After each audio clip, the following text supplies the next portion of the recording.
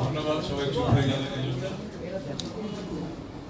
গান কি কি লিখেছি, গানটা লেখার প্রায় 7-8 মাসের বেশি হয়ে গেছে, অনেক আগে লেখা, রিলিজ করতে তো দেরি হয়ে গেল। গানটা স্যাড ব্যালাড গান।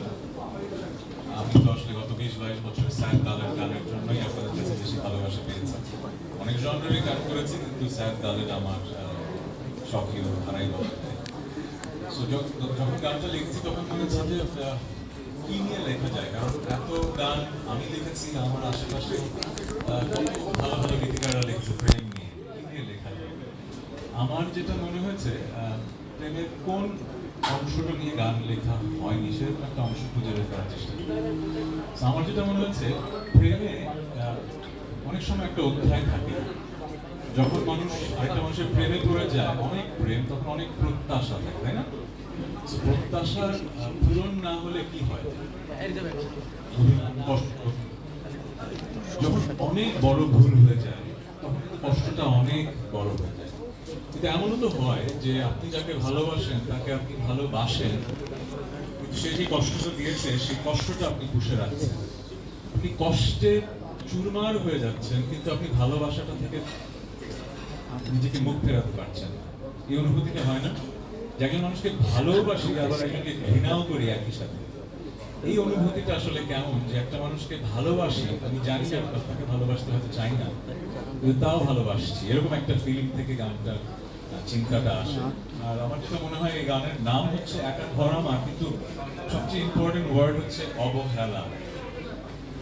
সো এই গানটা আপনারা যখন শুনবেন, মানুষের যারা শুনবেন, একাই শুনতে হবে, কারণ কিছু গান আছে সবাই মিলে হই হুল্লোড় করে শুনতে হয়, কিছু গান একা আনমনের মানে নিজের মনের মাঝের ওই জায়গাটায় চলে যাওয়ার জন্য শুনতে হবে। সেই গান এই গান হয়তো বাচ্চারা, এই গান হয়তো নিয়ে অনেক ধুমধাম হবে না, কিন্তু যেটা হবে অসংখ্য মানুষ একটা ঘরে শুনবে, আমার সেই বিশ্বাস। কারণ এই অবহেলার এই চিন্তাটা, ফিলিংটা সবার মাঝেই কম বেশি হয়তো জীবনে এসছে। আর যেটা হয়, আমি গত 20-22 বছরে অনেক গান করে যেটা বুঝতে পেরেছি, আমরা এখন পুঁজিবাদের সমাজে বসবাস করি, তো আমরা কাটতি খুঁজি, কিন্তু কাটতি খুঁজতে যে জিনিসটা হারিয়ে ফেলি, আমাদের শ্রোতা ভক্তদের সাথে একটা বন্ধন, যেটা হয় কি, একটা গান যখন লিখি, সুর করি বা মিউজিক করা শেষ হয়, অনেক ইমোশনাল ব্যাপার। এই ইমোশনটা যখন গানের মধ্যে আমরা ঢেলে দেই, সেটা যখন একজন শ্রোতা তার গানে শোনেন, সেটা তার ভেতরে যখন দাগ কাটে, তখন আমার সাথে তার একটা অদৃশ্য বন্ধন তৈরি হয়। এই বন্ধনটা যুগ যুগ ধরে থাকে, কিন্তু একটা গান অথবা 10টা গানের জন্য। সো কাটতির জন্য অনেক গান হয়, মিলিয়ন মিলিয়ন ভিউ হয়, কিন্তু মিলিয়ন ভিউয়ের মাঝে কিন্তু ওই বন্ধনটা আসলে তৈরি হয়। সো আমি আসলে যশ খ্যাতি এত পেয়েছি, আমি কাটতে চাই না সেটা আমি বলছি না, কিন্তু আমি আসলে এই জায়গাটাতে খুব বেশি আমার প্রেম, যে আমার এই গানটা কি আমার ভক্তদের মনে আমার সেই বন্ধনটা তৈরি করবে কিনা, কারণ আমি যা ফিল করেছি, লিখেছি, সেটা ওনারা বুঝতে পারছেন। আমি ধন্যবাদ এত সুন্দর একটা প্রজেক্ট অর্গানাইজ করার জন্য। ওর সাথে আমার অনেকদিন ধরে কাজ করার কথা ছিল, কিন্তু এই প্রথম কাজ হলো। সো খুবই খুবই শিল্পী, থ্যাংক ইউ শিল্পী ফর দিস ইনভিটেশন। আর আনোয়ার ভাইকে ধন্যবাদ, অনেক বছর ধরে উনি বাংলাদেশের মিউজিক ইন্ডাস্ট্রিতে কাজ করছেন। আমি খুবই বড় কোনো মানুষ, খুব বেশি কাজ খুব বেশি বেশি নতুন মানুষের সাথে করা হয়নি, কিন্তু উনি ভেরি পারসিস্টেন্ট ছিলেন। So thank you very much এত সুন্দর আয়োজনের জন্য। আর সাজিদের কথা কি বলবো, আমি আমার ক্যারিয়ারের প্রথম 10-12 বছর শুধু একা নিজের সুরে গান করতাম, তারপরে সাজিদ আসার পরে আমার জীবনটা একটু সহজ হয়ে গেল। তারপরে আমার লেখা সুর করতে যতটুকু সময় লাগে, তার চেয়ে অসম্ভব বেশি রকম পরিশ্রম দিতে হয় মিউজিকটা ট্র্যাক রেডি করতে, মিক্স করতে, মাস্টার করতে। সো সাজিদ আসাতে আমার সেই কাজটা অসম্ভব সহজ হয়ে গেছে। আর আমার ধারণা না, আমার বিশ্বাস, আমার গলার মিক্সিংটা আমার জীবদ্দশায় সাজিদের চেয়ে ভালো কেউ করতে পারেনি, পারবেও না। আমি I am grateful that he exists. যেটা হয় কি, আমরা আর্টিস্ট আর সেলিব্রিটি দুটোর মাঝে কিন্তু একটা তফাৎ তৈরি করে ফেলি। যেরকম আপনারা আমাকে দেখছেন, অ্যাজ এ সেলিব্রিটি তাহসান প্রায় এত মানুষ এসছে, এই যে 100 ক্যামেরা, এটা কিন্তু সেলিব্রিটি তাহসানের জন্য এসছে। আর্টিস্ট তাহসানের জন্য কয়জন এসছে? সবাই কি আসলে এটা আমি বিশ্বাস করবো তখনই যখন আপনাদের নিউজের শিরোনাম এই গান নিয়ে হবে এবং আমার পার্সোনাল লাইফে আমি কি করছি আমি যেটা বলতে চাচ্ছিলাম, আর্টিস্ট সেলফও আছে, সেলিব্রিটি সেলফও আছে। আমাদের আমি যখন গান শুরু করি অনেক মানুষ আমার গান শোনে, কিন্তু আসলে দেখি যে মানে যে সময় অনেক হিট গান হয়েছে শুরুতে, আলো, প্রেমাতা, আলিশা, কখনো কোনো অ্যাওয়ার্ডে নমিনেশনও পায় না। আমি তো বুঝতাম না ব্যাপারটা যে কি ঘটনা, কি এই গান তো বাংলাদেশ সবাই শুনছে, এই বছরের সবচেয়ে হিট গানের মধ্যে তাহলে আমার নমিনেশনও পায় না কেন? তখন যেটা বুঝলাম যে আসলে আমি আমার গান হয়তো অসংখ্য মানুষের হৃদয়ে গান যোগান দিচ্ছে, কিন্তু আমি সেলিব্রিটি হয়ে উঠতে পারি। তখন রিয়েলাইজ করলাম যে আসলে আর্টিস্ট সেলফটা যেরকম জরুরি, আমার গান টিকে থাকার জন্য আসলে সেলিব্রিটি হতে হবে। তারপর অনেক কাজ করেছি যেটা হয়তো শিল্পী সত্তার বাইরের কাজ, যেটার কারণে হয়তো সেলিব্রিটি হতে পেরেছি। কথা এই কারণে বলছি, ওই যে ছেলেটা এখানে বসে আছে সাজিদ সরকার, সে যদি অন্য কোনো দেশে মিউজিক প্রডিউসার হতো তাহলে কিন্তু সে কিন্তু সেলিব্রিটি হতো।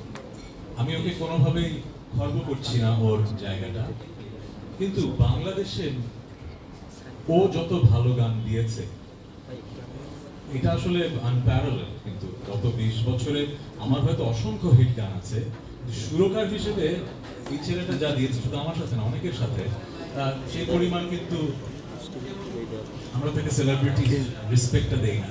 তো আমি আজকে আপনাদের অনুরোধ করবো, এত ক্যামেরা এসছেন আমার জন্য আমি জানি এবং ওনাদের জন্য, কিন্তু এখন থেকে ওনাদেরকে করতে হবে, ঠিক আছে? কারণ গান কিন্তু একা করা যায় না, একসময় করতাম কিন্তু সবাই মিলে করি। তো আমি সব জায়গায় এটা বলার চেষ্টা করি, গুণী আর্টিস্টদেরকে অনেকটু প্রমোট করবেন, শুধু সেলিব্রিটিদেরই কভার করবেন। কাকতি আমরা সবাই চাই, কিন্তু আমরা আসলে শিল্প চর্চার কথা বলছি। আর চন্দন ভাইয়ের কথা কি বলবো, he is a brilliant maker.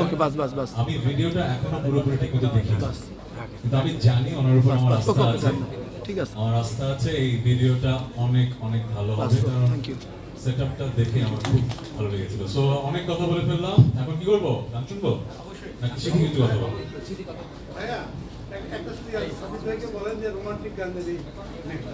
সাজিদকে কি বলবো?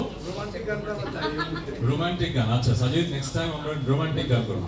হ্যাঁ, আনোয়ার ভাই বলেছেন নেক্সট টাইম রোমান্টিক গান, কিন্তু আসলে স্যাড গানের একটা ব্যাপার আছে। আচ্ছা হ্যাঁ, এখন আর স্যাড না, এই কথা সত্য না। যতদিন মানুষ সভ্যতা থাকবে, মানুষ দুঃখ বিলাসিতা করবে। মানুষ সুখের দিনগুলোতেও কোনো না কোনো ভাবে দুঃখ খুঁজতে পছন্দ করে আমার ধারণা।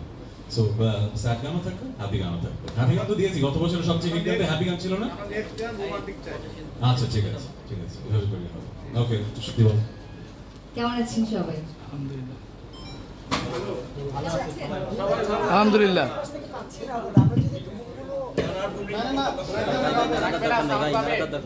এবার শোনা যাচ্ছে? First of all thank you so much ভাইয়া, এত সুন্দর সুন্দর কথা বললো। তারপর আমি নিজেও আসলে গানটা দেখার জন্য খুব অপেক্ষা করে বসে আছি, এবং আপনাদের সবাইকে অনেক দিন পর একসঙ্গে দেখে খুবই ভালো লাগছে আমার। ভাইয়া যেটা বলছিল, প্রেম যতদিন থাকবে আসলে স্যাডনেস ততদিনই থাকবে আমার কাছে মনে হয়।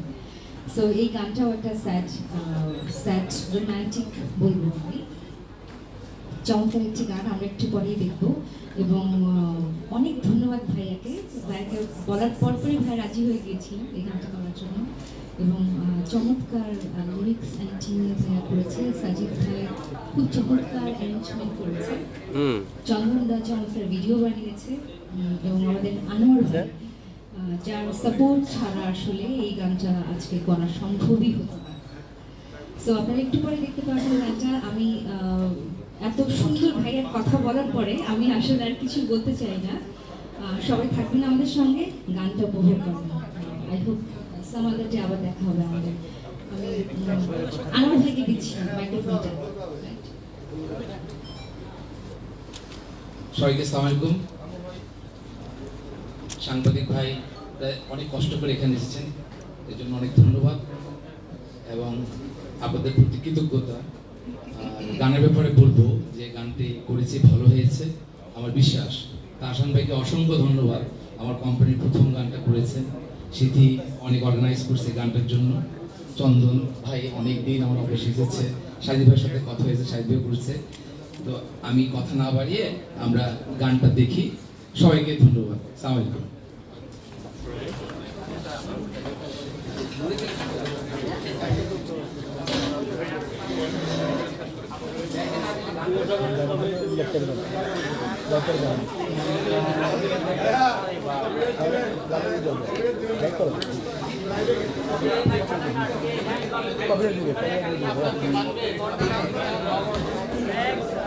লোরে না যে যেমন আছেন বসে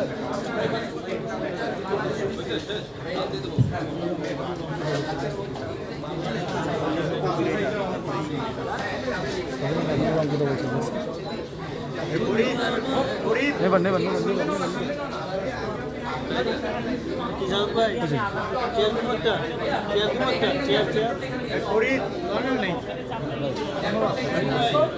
আপনার আন্তরিকতা ভাই এই মোবাইলটা একটু ওইদিকে দেন, ওইটা এদিকে দেন, হ্যাঁ ওইটা এদিকে দেন, এই যে আমার কাছেই দেন।